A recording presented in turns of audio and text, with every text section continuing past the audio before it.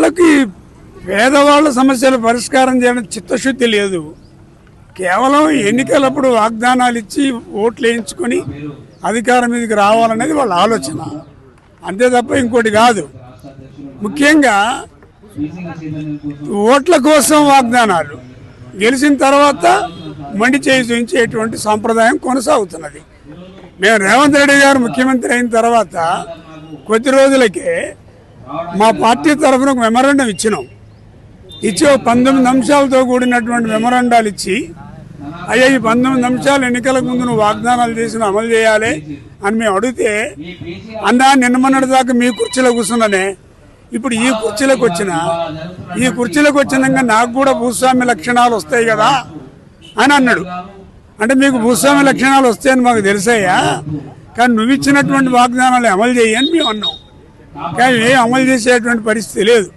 ఆ ఇళ్ల స్థలాలు అడిగితే ఇళ్ల స్థలాలు ఇయ్యంగానే కేసులు తీసేస్తా అన్నాడు. ఇంకా 4 కేసులు పెట్టి మాకు ఇళ్ల స్థలాలు ఇయ్యా, కేసులకు భయపడి కాదు కదా అని మేమంటే దానికి సమాధానం లేదు. ఇప్పటికి ఇండ్లు లేవు, ఇళ్ల స్థలాలు లేవు, పెన్షన్లు లేవు, ఇది లేవు. అందుకని ఇప్పటికైనా ఈ గవర్నమెంట్ ఆలోచించాలి, తగిన విధంగా స్పందించాలని మేము డిమాండ్ చేస్తాం.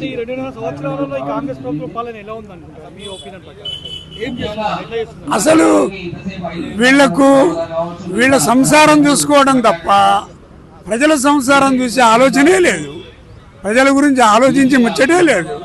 కాంట్రాక్టులు, కమిషన్లు, ఇది తప్ప ఇంకోటి ఏమో. ఇప్పుడు 2.5 ఏళ్ళు అయింది. ఈ 2 ఏళ్ళు వాళ్ళకున్న కాలం. ఈ 2 ఏళ్ళు ఏం చేస్తారు, ఎట్లా చేస్తారు? ఇప్పుడు అంటున్నాడు అసలు ప్రతిపక్షాలని, గత పాలకులను విమర్శించే సమయం అయిపోయింది అని. నీ సమయమే దగ్గరకు వస్తుంటే ఇంకెప్పుడు ఆలోచిస్తావు, ఎప్పుడు అమలు చేస్తావు? ఇది సమస్య.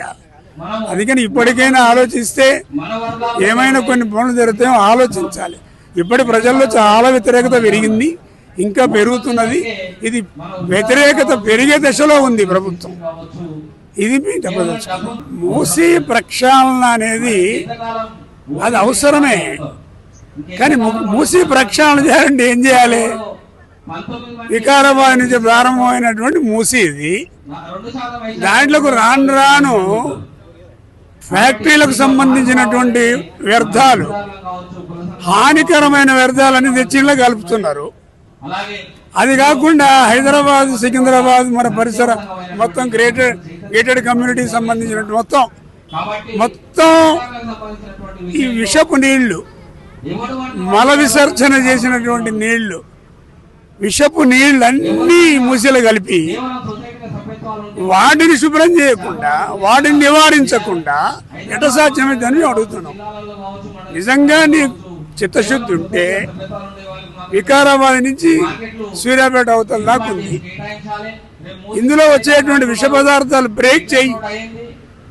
హైదరాబాద్ లో మురికి నీళ్లు బ్రేక్ చేయి, గోదావరి నీళ్లు ఇందులోకి పెట్టు.